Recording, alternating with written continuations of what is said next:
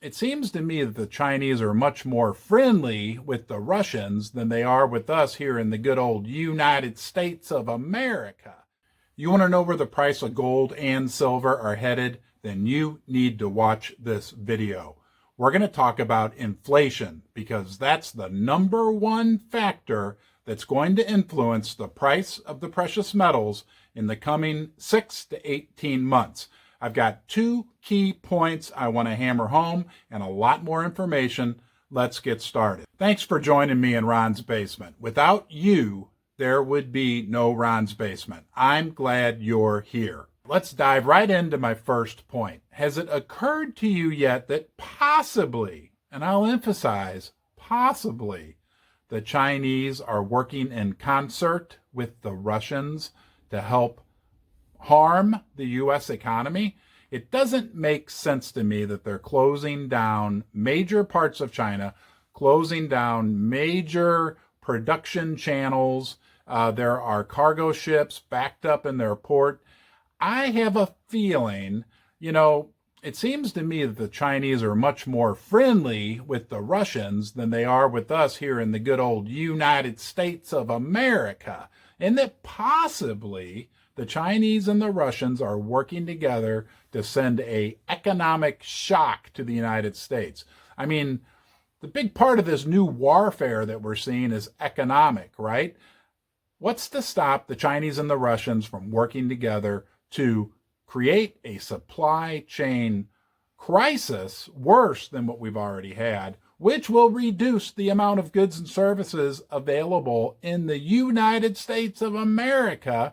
And with fewer products, fewer things available, prices, that will put severe upward pressure on the price of goods. And we already knew the Fed was trapped, right? We know the numbers, 30 trillion in national debt, huge deficits, all that good stuff. If the supply of goods is severely constrained, the Fed's not going to be able to do anything to reduce demand, to head off severe inflation or maybe even hyperinflation. That is, unless they want to cool down the U.S. economy to the point where we're in a depression, and they don't want to do that. So I'm sorry. Call me a conspiracy theorist if you like, and I could definitely be wrong. I'm usually wrong at least once per quarter. But it just feels like the Russians and the Chinese, they knew we were already on the ropes from a financial, economic perspective here in the United States. I think right now what they're trying to do, possibly, is deliver the knockout punch, right? Let's just, between what's going on in Ukraine, between what China is doing, and the constraints that it's putting on supplies of goods and services throughout the world, I think they're trying, possibly, to deliver the knockout punch. And that could be hyperinflation here in the United States because, the Fed raising interest rates by 0.5%, well, that's good and dandy.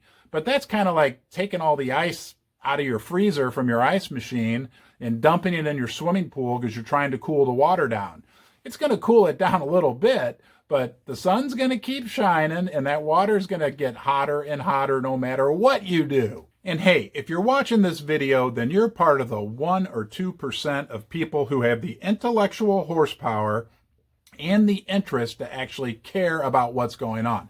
I'm not happy about what's going on. I wish I was in the basement talking about how the U.S. government has a surplus of revenue every year and that we had 0% inflation. But the reality is, it looks like to me, we could have hyperinflation, and I want to be prepared. Now, again, I could be wrong, but if I'm right, I want to be positioned in things like gold and silver so that I'm protected.